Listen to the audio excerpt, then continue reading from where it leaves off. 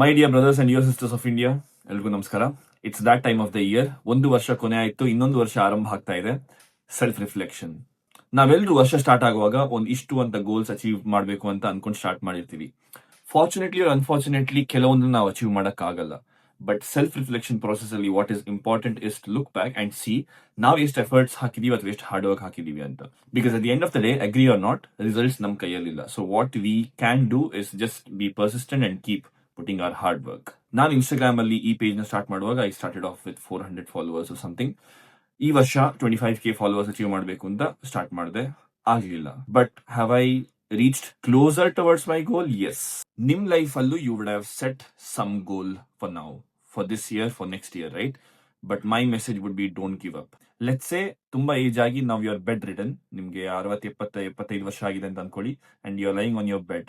ಅವಾಗ ನಿಮ್ಗೆ ನೆನಪಾಗೋದು ಏನಂದ್ರೆ, did I give my best or not, or should I have done better ಅಂತ. ಸೊ ಅವಾಗ to make sure that you are proud of yourself, don't give up now. Because ನಮ್ಗೆ ಏನ್ ಬೇಕೋ ಅದು ಪಟ್ಟಂತ ಸಿಕ್ಕಿದ್ರೆ ಅದರಲ್ಲೂ ಮಜಾ ಇರಲ್ಲ. ಬಟ್ ಅದೇ ಕಷ್ಟಪಟ್ಟು ತುಂಬಾ ಕಷ್ಟಪಟ್ಟು ಸಿಕ್ಕಿದ್ರೆ ಅದರಲ್ಲಿ ಇರೋದಲ್ವ ಮಜಾ. American actor and singer Andre De Shields ಅನ್ನೋರು ಹೇಳ್ತಾರೆ, slowly is the fastest way to get to where you want to be ಅಂತ. ಅಂದ್ರೆ ನಿಧಾನವಾಗಿ ಹೋಗೋದೇ ಇಸ್ ದ ಫಾಸ್ಟೆಸ್ಟ್ ವೇ ನಮ್ಗೆ ಲೈಫ್ ಅಲ್ಲಿ ಏನ್ ಬೇಕೋ ಅದನ್ನ ಅಚೀವ್ ಮಾಡಕ್ಕೆ ಅಂತ. ಅದ್ರ ಜೊತೆಗೆ ಅವ್ರು ಆಲ್ಸೋ ಹೇಳ್ತಾರೆ, surround yourself with people whose eyes light up when they see you ಅಂತ. ಅಂದ್ರೆ ನಿಮ್ಮನ್ನ ನೋಡಿದ ತಕ್ಷಣ ಕಣ್ಣು ಬೆಳಗ್ತಾ ಯಾರು ನಿಮ್ಮನ್ನು ಖುಷಿ ಪಟ್ಟು ನೋಡ್ತಾರೋ ಅಂಥವ್ರ ಜೊತೆನೇ ಇರಿ ಅಂತ. ಸೊ ಐ ಹೋಪ್ 2026 ಅಲ್ಲಿ ನೀವು ಬರೀ ಇಂಥವ್ರ ಜೊತೆ ಇರ್ತೀರಾ ಅಂತ. Signing off for this year. Next year ಮತ್ತೆ ಸಿಗೋಣ ವಿತ್ ಲಾಟ್ಸ್ ಆಫ್ ಎಂಟರ್ಟೈನ್ಮೆಂಟ್. ನಮಸ್ಕಾರ.